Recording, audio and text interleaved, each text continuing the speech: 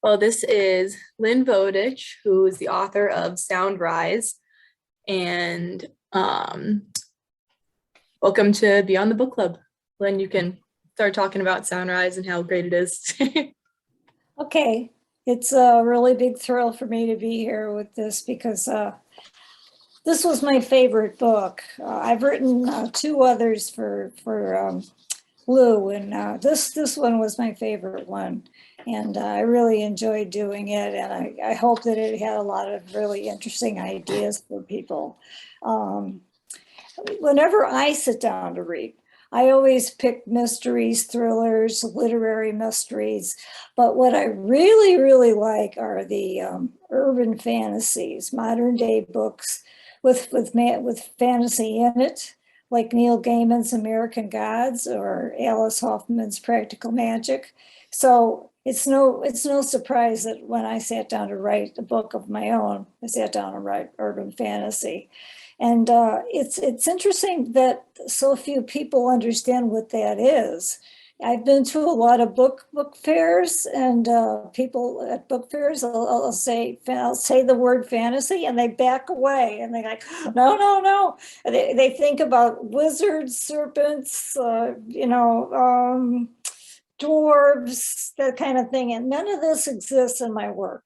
I like, for instance, the very first chapter of this book has a computer speaking to the protagonist completely out of the blue, scaring him out of his mind all night. And that's just the first chapter, and it gets more bizarre as the book goes on. But there's no typical magic. There's no spells. There's nothing like that.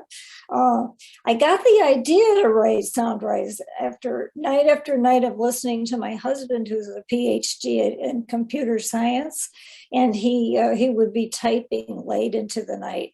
I would hear him typing, and I got the idea of, what if there was a computer addict who gets hooked on some kind of adventure involving finding code, and he's typing deep into the night, and so that Soundrise was born out of that.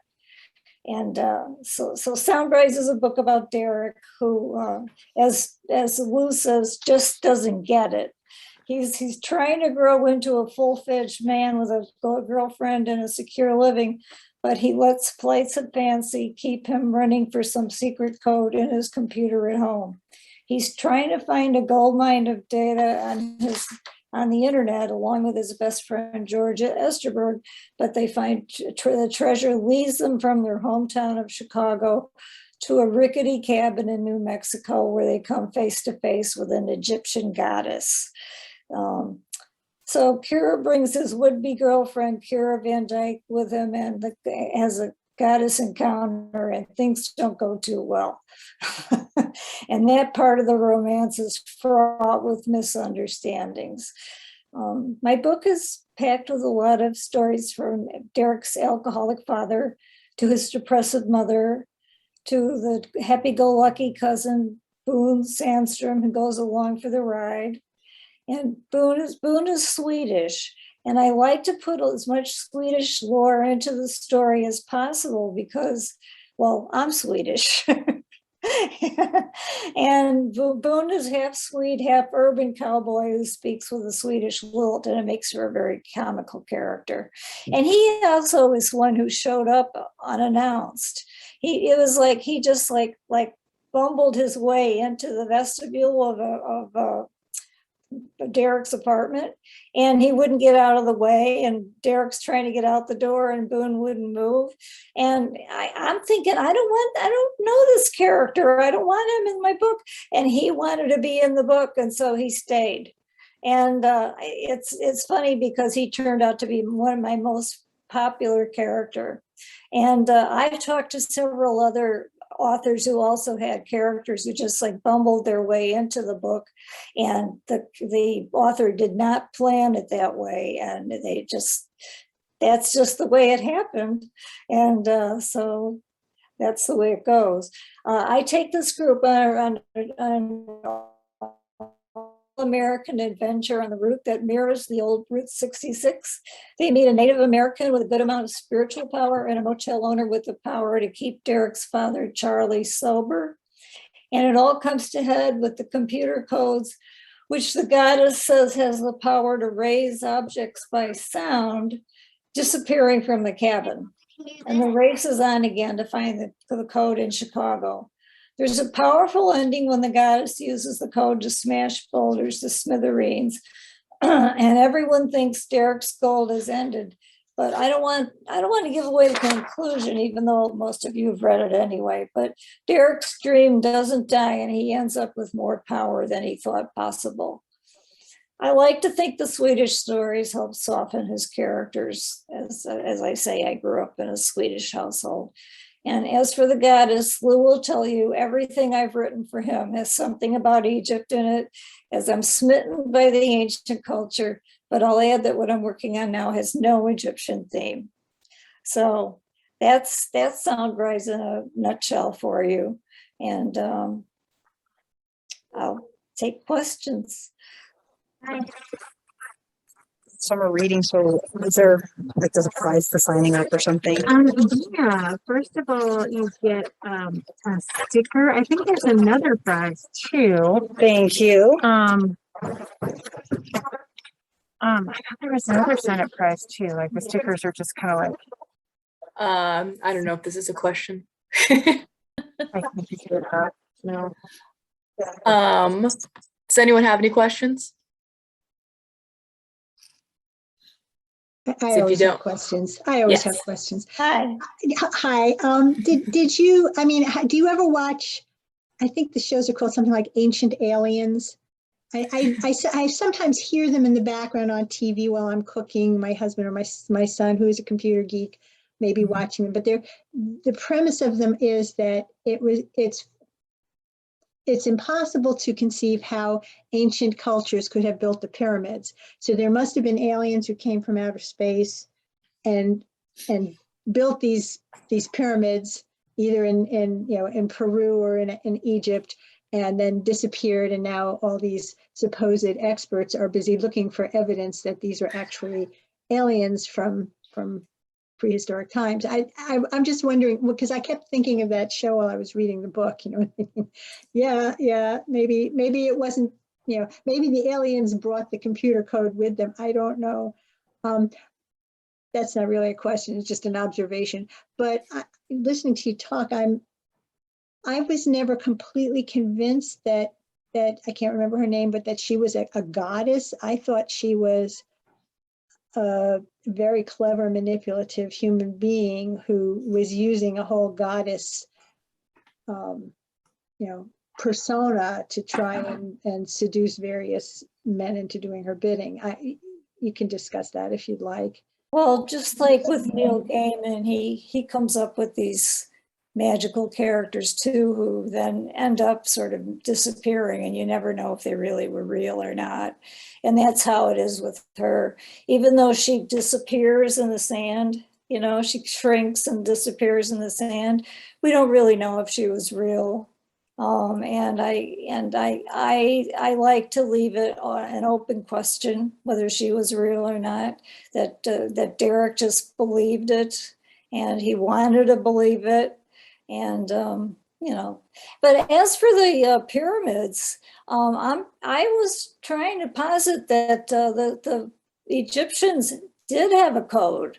And that it wasn't aliens who built the pyramids. The Egyptians did it themselves, but they had a secret code that made boulders rise by themselves, and that somebody found it out, and whether they found it out through a computer code or through something, somebody found it out. So I also wonder, just briefly, I don't want to monopolize things here, but while I was reading that, I kept thinking, well, maybe the Druids in England had that code too when they were building Stonehenge. I don't know. Stonehenge, right? Because how did they lift those rocks either? Yeah. Yeah, and the Nazca lines and all of that. The Nazca lines down in Peru and all of that stuff. Right. Yeah. And they're now finding, of course, if you go back and you sort of start reading about Lemuria or Atlantis or any of that stuff, these other civilizations, they are positing now through the work of Dolores Cannon and, you know, the New World stuff, that alien cultures are around. They have been around. They continue to be around, and they'll, you know, just on the news the other night, there was, you know, more and more evidence of, you know, of UFOs, they're, you know, drones, etc., that are coming. I think we have, you know, with the changing consciousness, we have to be aware that maybe this fantasy is really just channeling. Yeah. Yeah, I think it's, you know, we have to be open to that. That's why I think so many people are writing fantasy these days, because they're getting downloads.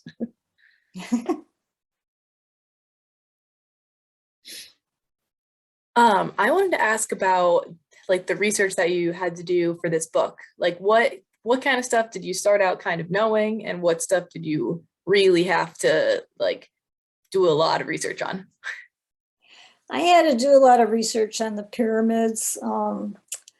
I knew a lot, and I had been to Egypt 2 times, and I knew a lot from reading, but yeah, when it came to actually building them and the possibilities of how the stones were stacked, and how, you know, how it was possible to build them, I had to read a lot of the different theories, and so I read a lot of books about that. And I also read all about Egyptian mythology. I mean, I knew just about every Egyptian god, and God, there were so many of them. It was unbelievable, so many of them. And they're, you know, originally the goddess was going to be Isis, and who was a good goddess. And then all of a sudden, while I was writing the book, the terrorism group came along, ISIS, and I'm going, oh no, they ruined my book. So I had to change the name to Sekhmet, because Sekhmet is the flip side of Isis. Sekhmet is the lion god. Sekhmet is the cat god. So anyway, I made her Sekhmet. So I had a lot of flipping around to do because the terrorist group really messed me up there for a while. And how about just like the code in that, like in the very beginning, when you started talking about code, I was like, wow, does she actually know all of this about computer code? I know that from my husband. I mean, you know, I listened to him talk about his work, and, you know, so he knows about almost everything about computers, and I would listen to him talk about code, and so that's how I knew. That's so convenient. It's very convenient. Only I can't write another computer book after this. And I had to really cut out a lot of computer stuff, because some of it was over so many readers. I had several beta readers who came back to me and said, I don't understand this. I don't know why, you know, I don't know where you're going with this, but I don't understand it. And so I had to cut out a lot of this, basically the code stuff. That makes sense. Did anyone else have any immediate questions before I start asking you guys questions? Well, Lynn, I want to ask you. I mean, obviously, we've talked about this book a few times. So, but you know, one of the things that I found most notable about this novel was, like Neil, you actually did a really good job of keeping the story grounded. I mean, there are some terrific human stories in this novel. You know, especially, you know, sort of a complicated father-son relationship, a complicated first love for the main character, and you know, that's a challenge that not every writer can meet in writing, you know, big fantastical stuff and human scale stuff at the same time. Be interesting to hear you talk about that process, since we actually never did talk about that part. Yeah, well, I wanted it to have a lot of human stuff in it. I didn't want it to be a numbers book, you know. I wanted it to have a lot of humanity in it, and I was especially interested in having Charlie's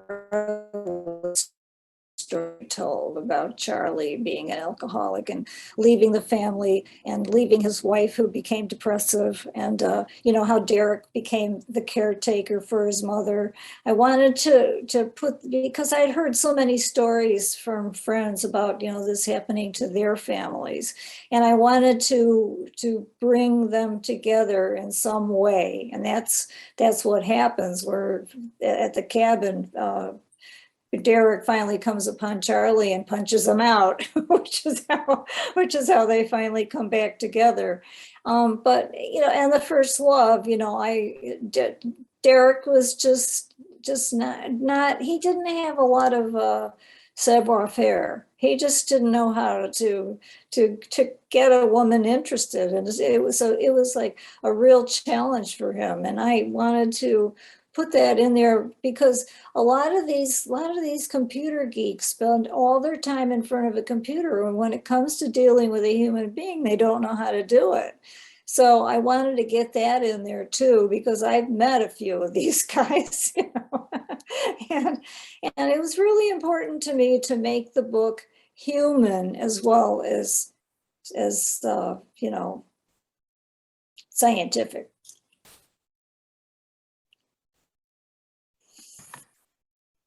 And thank you for the praise. I would say, I mean, I'm glad you answered that, because I was much more absorbed by the human interactions, by the family story, by the budding romance. The technical stuff was kind of, and again, I have a son who is a tech geek, and my husband did high-tech research for years, and I will say that Derek reminded me a lot of my son, even though we are not Swedish. Just that whole, the way you described his apartment and the cat. My son does not have a cat, but and I kept wondering whether the cat, the Egyptian goddess was going to speak to him through his cat too, which never happened. He was very, the cat was his until Kira came into his life. The cat was his most important partner in life. His the creature he cared about so much and took care of. I mean, he took care of his mother too. I mean, there were all these humanizing touches, even though he was just this wonk who, would forget to go to sleep because he was in front of his computer and it was too interesting, and, just order out for pizza if he felt he had to eat something. I was really much more engrossed by all the humanity in the story. The tech stuff was just sort of, plot, not substance to me. Anyway. Thank you. And I like the cat too. And I also Boone, I adored Boone. I'm glad he forced his way into the story. He was great. I really loved Robbie too. Like, I was really surprised that he ended up being the computer email person, because I was like, that's so random that this guy just shows up and then we don't find out who it is, and then at the end I was like, that makes a lot of sense now. You mean Robbie? Yeah, Robbie. Yeah. Well, I had to clear up that loose end. That was just kind of hanging there. I had to do something. Did anyone else have any questions?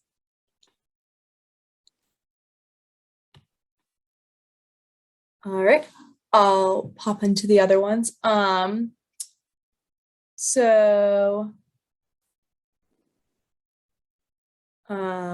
you think that Derek really believes that Sekhmet is an Egyptian goddess?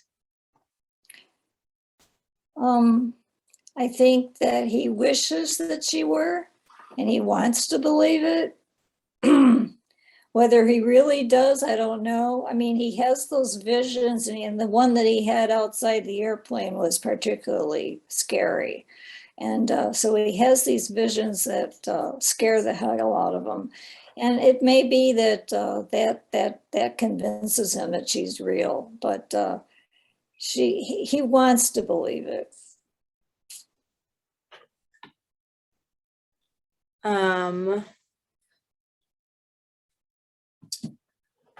How does Boone get Derek to explain why he hates his father so much? Oh, yeah, they were together in the cab in the the truck. And Derek, keeps talking about how he hates his father. And Boone says, well, you keep everything to yourself and you never share with anybody. But right now you're going to, fist on table, boom, you're going to tell us right now what it is that you hate about your father, because I know him just as well as you do. And you're going to tell me. And so Derek starts talking about the drinking. And so Boone starts saying, well, while he was drinking, he was also still going to work. He was sending you to school. He was taking care of Derek's mother. And he went through all the things that Charlie did. And then all the ways that Charlie tried to stop drinking that didn't work. And he said, and then he finally just left town because that was the only way he could think to stop drinking. And he said, you ought to think about that rather than how much you hate him. And so it really put Derek in his place. Would you say that, because it seems to me like Derek has a pretty good relationship with Charlie, except for when he was drunk.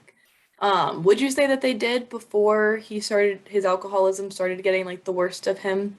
Yeah, he did. I mean, before alcohol got the worst of him, they did get along really well. Some questions that I'd be interested in hearing from a little bit of everyone would be, if the story could be told from a different perspective, from a different one of the characters, which one do you think would be the most interesting to hear from?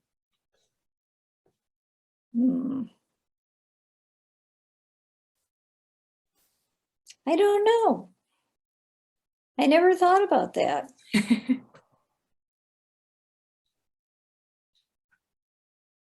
feel like I'd be interested in Robbie's perspective, just because he's such an outsider of the whole situation, but he seems to know everything going on, and you don't really He's get actually an insider. Yeah, Robbie probably would be the best perspective. I don't know. What do you think, Lou? Well, I think it'd be fascinating to see it from Sekhmet's perspective, but that would be a very different novel. That's true. I would have liked to see more from Kyra's perspective, because she sort of felt like Kira. I'm sorry. She felt like a sidekick to me, kind of. She was there to humanize Derek. Sometimes she was a little more agreeable than. I mean, like, I thought she should have just in the scene when Sekhmet comes up to Derek's hotel room and tries to seduce him while she's off doing laundry. Oh my God, adding insult to injury, it's bad enough to have to be doing laundry, but then some other lady is up in the room with your boyfriend. I would love to see if she had some jealousy, if she had some, she seemed pretty fearless. She wanted to join in with him, on all his adventures. But I would have liked to hear from her point of view how she weathered all of the ups and downs with him. Yeah, I was just gonna say, like, speaking of that scene, I'm interested in like Derek's perspective on because he never told Kyra that she kissed him, and he didn't really explain that. He kind of explained that he didn't have control, but you can't really tell whether it's that he doesn't have control because she's technically a goddess, or if it's because she's just so beautiful and he's a guy. It seems like there's like a weird. It's a question there for me. What happens there? Well, what happened is that she is a goddess, and that's why he lost control. But I don't know if he could explain that to anybody, because nobody would believe it. So, Did Kira believe by the end of the novel that she was a goddess? I don't think so, no. Because the only people who actually, I wanted to make this clear, but not too many people got it.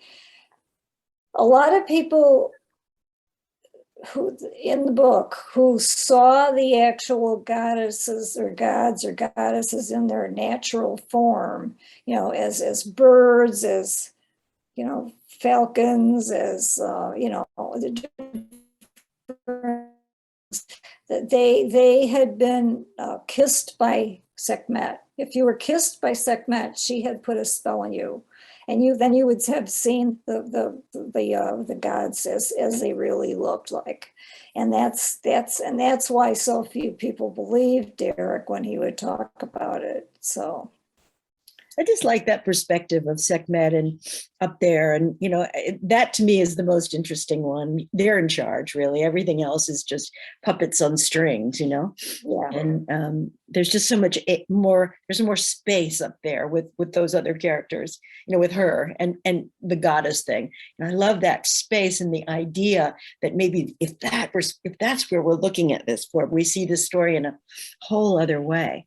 It gives it so much air and so much loft, I enjoyed the way you played with that, I like that. Thank you. Mm-hmm. Well, there was the guy who, I can't remember his name, the character who ended up in jail and who they visit in jail and prison, and he ends up getting out, and he was also seduced by Sekhmet. So he understands, I assume he understands what Derek is experiencing too. But the two of them were both, Boone. She didn't go after Boone. She went after Derek, and she went after that she exploited him and how he ended up in prison. So. Do you know, I wrote that book so long ago that I can't remember the name of that character that was in prison. I can't believe That Stone something. Stoneberg. Well, wait a minute. One of the Stones. Yeah, I just read it like a week and a half ago and I don't even remember. There it is. Must be in here somewhere. He was go interesting. visit him in prison. When I was reading it, I wasn't sure if I was like, this guy could be real. Like, even if this code isn't real, I was like, this guy could be real. I actually looked him up and I was like, oh, guess based on not. a real guy. There really was a guy who went to prison for this kind of stealing of code.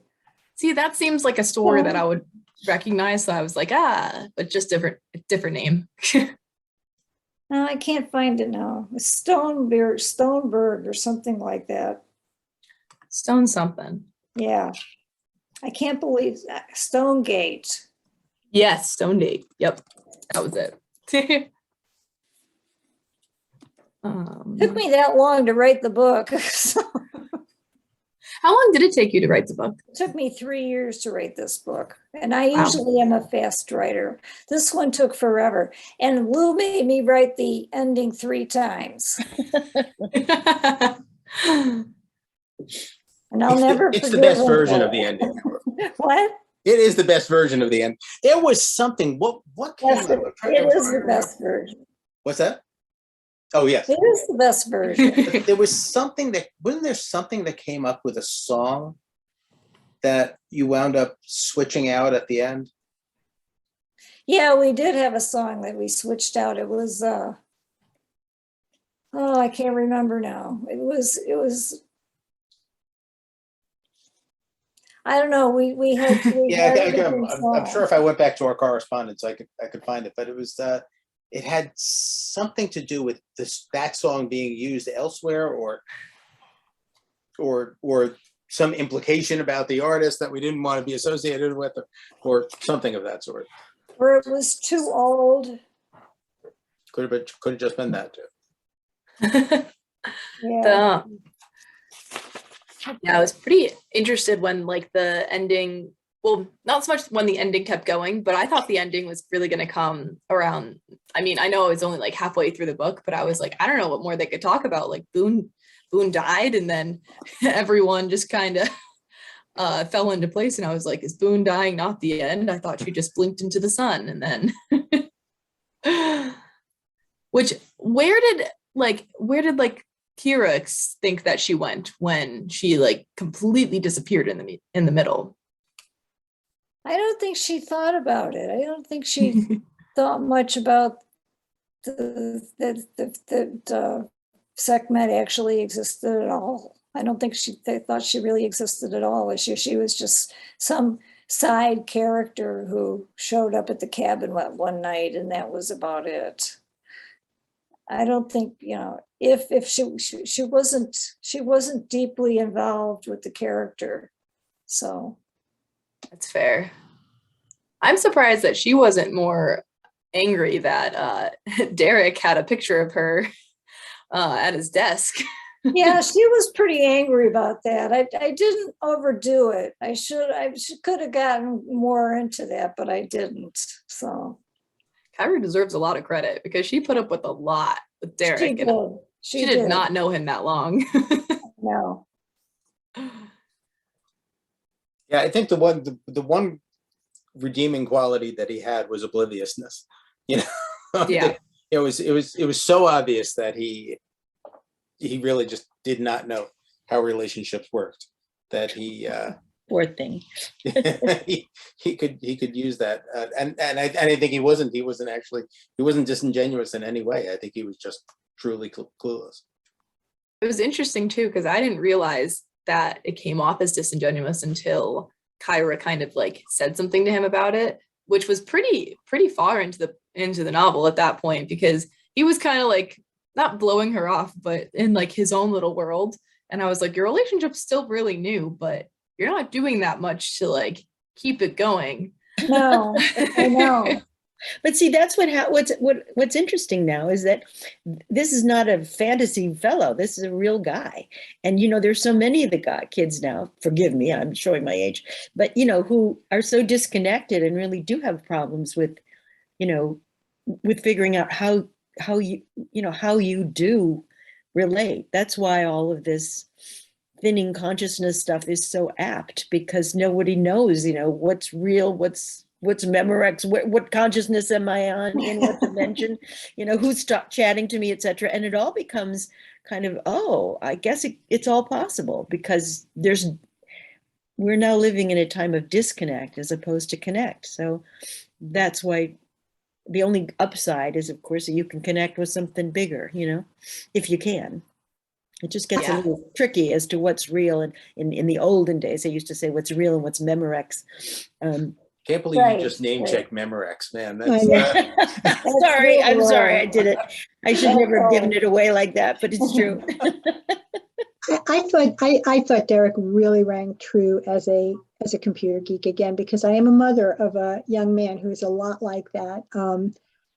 The excitement and the passion he gets when he, one of his in his job, he's a software engineer, and he is frequently the one they go to when there's a bug in the software and say, I think of him as the exterminator, but he mutters, he complains, he tells us, I'm so bored with bugs. But when he kills that bug, it is, it's an ecstatic moment for him. There's a real, they're wonderful. I make it sound like he's some sort of strange species, but, and he is, but that the passion that they feel for this, and the brilliance in their brains, that they can make sense of all of this. Because I just told you exactly what I know about his job. I could not give you any more details than that. He finds bugs and he kills them. But he has several graduate degrees, and he does this, and he doesn't always relate to people the way normal people do. But there's just an ingenuous, almost a naivete, because they're so focused on this one thing they're really passionate about. I guess the same thing could be said about writers too, but I just felt he rang really true. And yes, he would be oblivious to some woman coming on to him. But yeah, I also, well, as with my son too, I wanted to smack him upside the head when he was in that hotel room with Segmet. I just was saying, you idiot, get her out of there. How could you be, but again, I wasn't always convinced she was a goddess. I just thought she was going to exploit him for her ends, just as she did with Stonegate, now that we know his name. So I was saying, don't be an idiot, don't throw away, don't risk what you have with Kira, don't, don't fall for this. But you know, again, he was a geek, so what did he know? Yeah, I actually thought that was one of the great tension points in the novel. And I think it's really good that with all of the stuff that's going on, that was one of the great tension points in the novel. You know, because it's a testament to your writing, Lynn, that was, you know, there was, you know, he mattered enough for us to wish he were, you know, more on the planet. And she was, you know, three-dimensional enough that we actually cared that he made it work with her. Yeah, it's especially interesting because like you all have making up the points about like computer people and how they're hard to relate as much, but like I know a couple computer people that are definitely in that category, but a lot of people that like just my age in general in their early 20s have very similar problem with connection because phones offer immediate gratification as opposed to people do not. Right, right.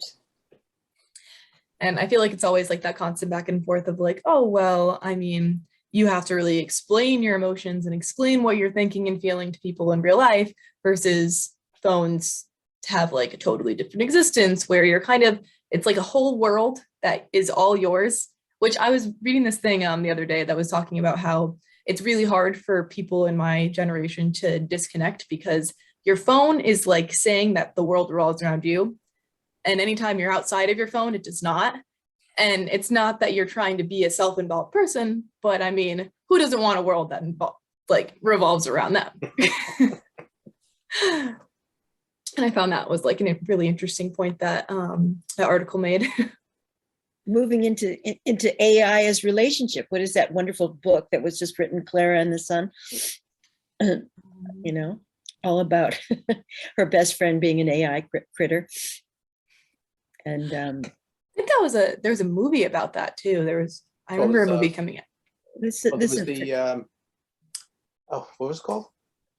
Her, I think was called Her. Yeah, the movie was called Her. Yeah. Yep. Amanda agrees. And in terms of other questions, what do you guys think about the story, like in terms of like unfolding? Like, were you completely surprised? Were there some elements that like it ended at that you kind of expected, or what do you guys think?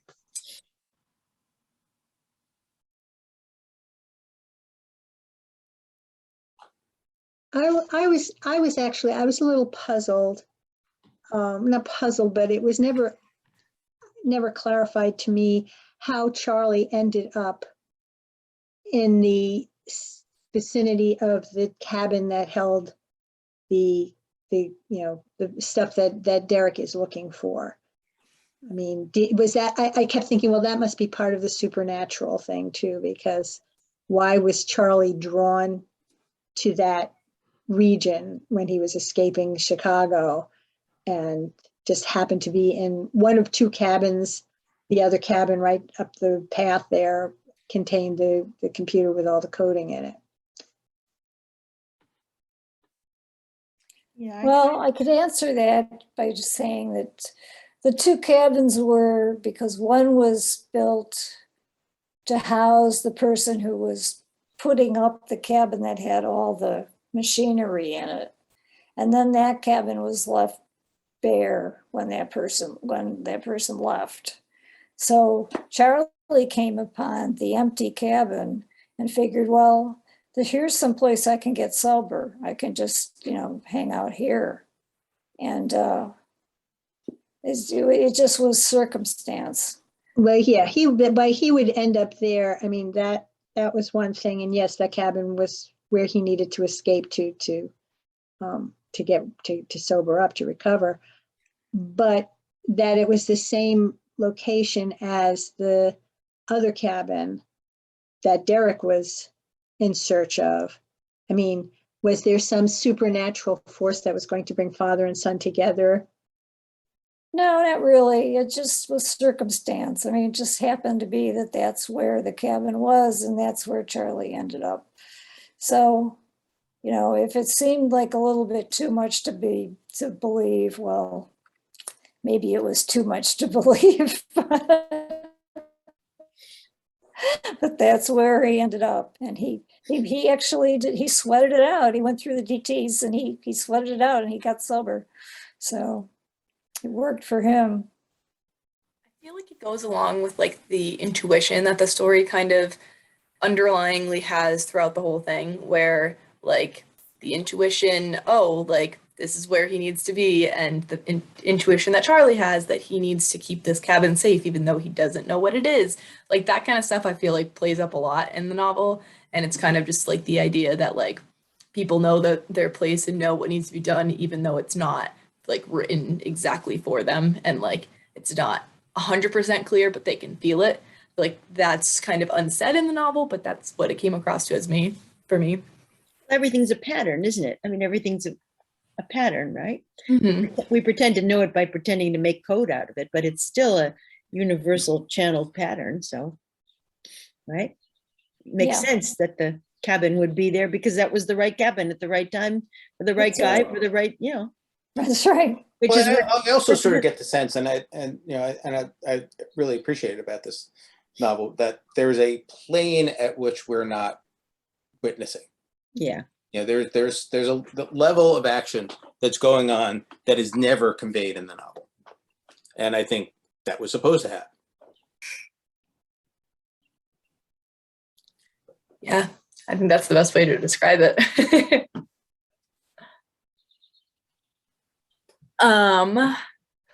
What do we think happened to the characters after the book ends?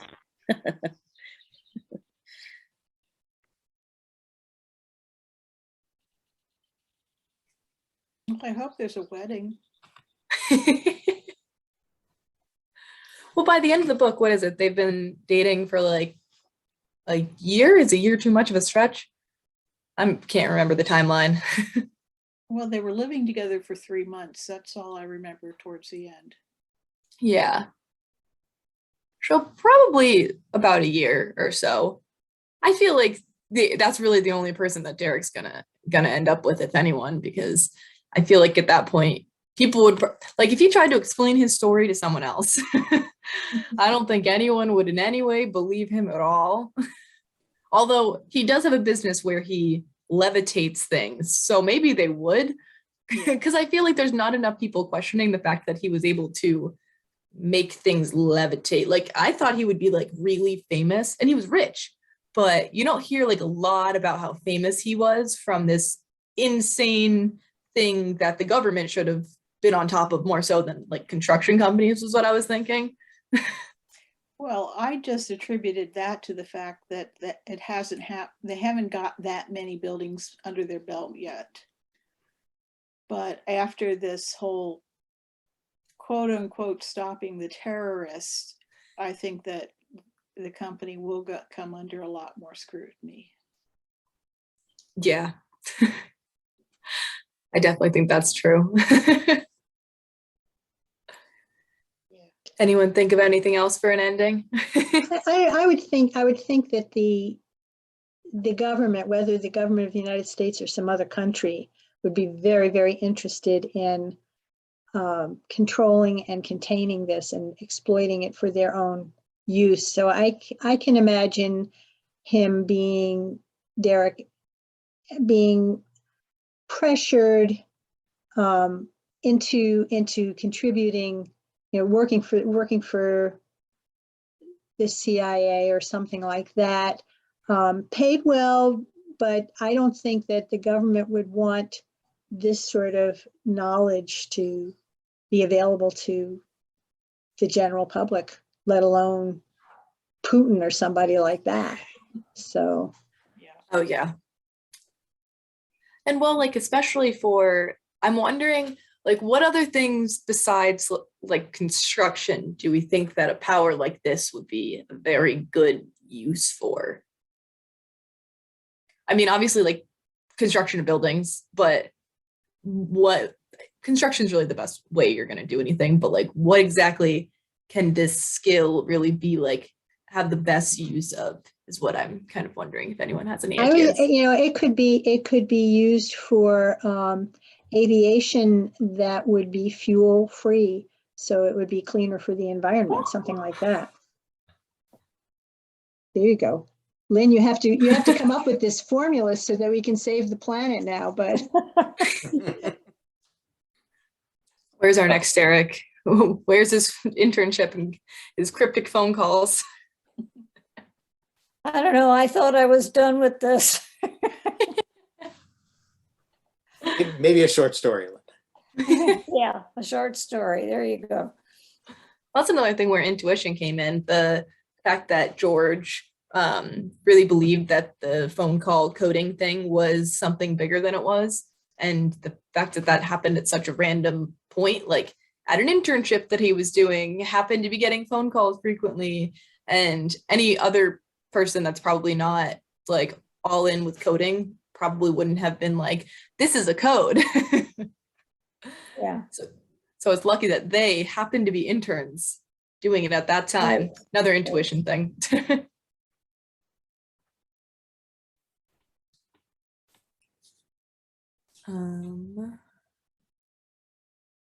Which character was everyone's favorite? Like overall, like if you could hear more about their backstory or anything like that, who would you want to know?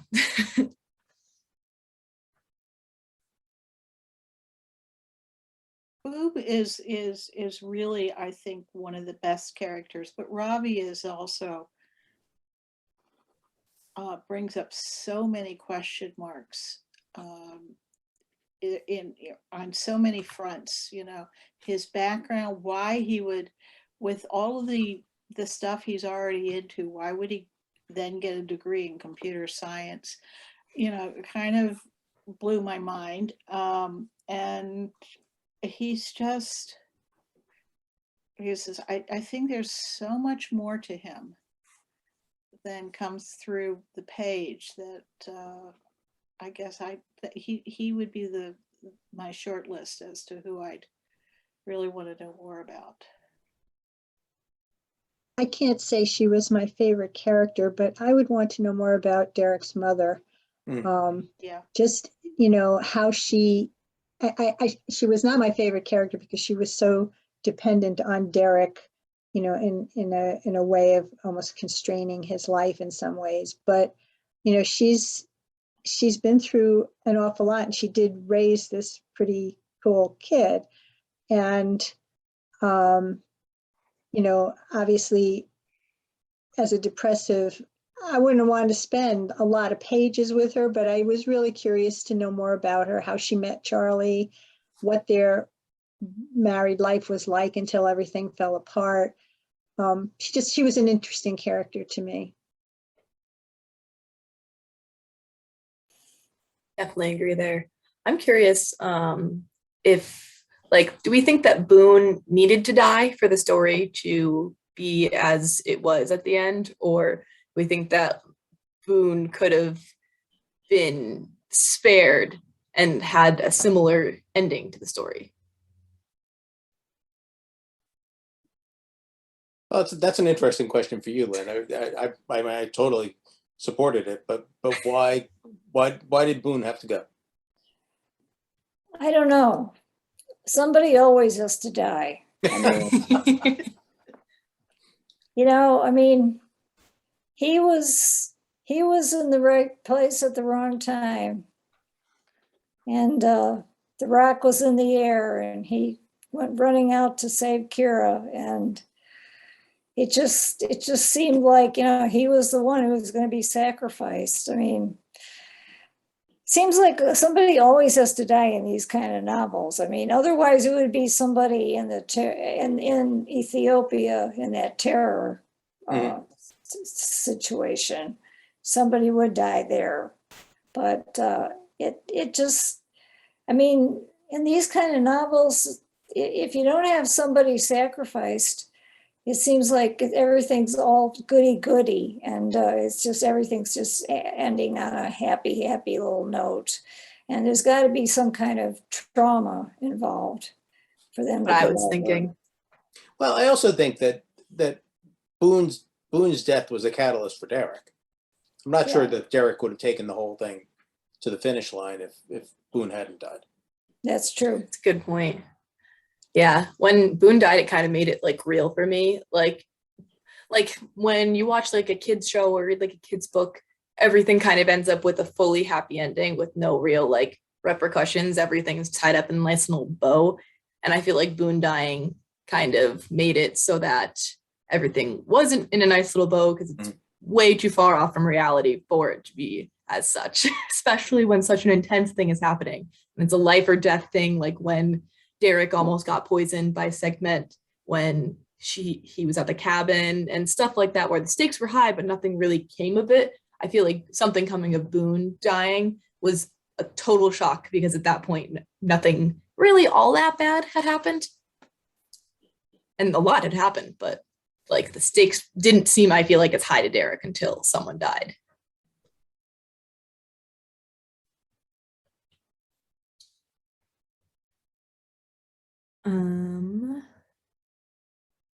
Kind of agree that somebody needed to die. I'd rather have killed off George, but I think that Boone was probably more motivating, to a good conclusion of the story. But I think George would have been that would have changed things in a very interesting way too. Especially because we don't see a whole lot of George. Like No, he's there and we know he's there, but we don't see him like a ton. And Derek didn't even like Boone in the beginning. Right. And I feel like that was the biggest thing. The fact that no one liked Boone when he first came across, and then he grows on you a lot. Yeah. Well, also remember he was sacrificing himself, or he was saving Kira. So there was there was a lot to resonate in terms of Derek's life. Yeah. I feel like especially after he got help from was it Blackhawk? I can't remember his name. The Indian fellow at the reservation that was helping him. I think that once he kind of decided to do something about like his alcoholism, that was already like a turning point for me with how I felt about Boone and like that whole idea. And he was so like adamant about being a part of this story, like you were saying, Lynn. Yeah, I also thought that there was something about the alcoholism too. He had really thrown himself into that too, and I tried to make a lot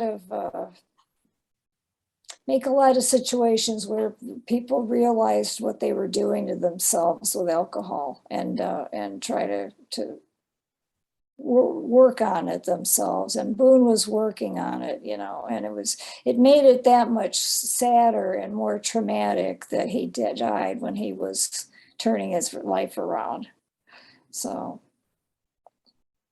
I don't know, that was just my opinion. I know it was hard for me too. I sort of cried when I when I wrote it, but I mean, what are you gonna do? You got to follow the way the muse leads you. So.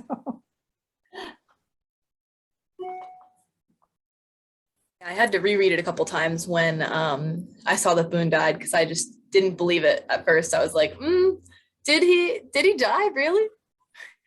Because I was really liking him, and then and just like trying to explain that, like Derek trying to explain that to his family. I don't know, because Charlie obviously got to explaining it first, but it's interesting to me because I don't know how Charlie would have explained that. Like, oh yeah, he just died. We don't know how. I feel like there's no way to explain it in a way that's not going to continually warrant questions.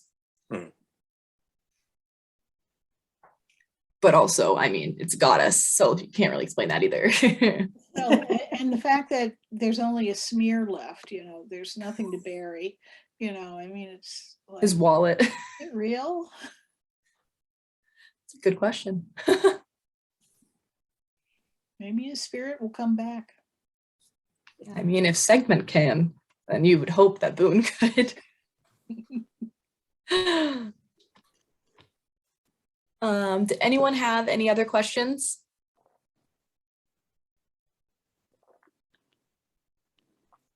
All right, and it might be just about that time to start wrapping up. I did send the free book for next meeting in the chat. It is going to be The Secrets of the River Swimmer. And if anyone else has any questions, just feel free to email me. Thank you so much, Lynn, for all of your super interesting information. I learned a lot more about this book than I expected.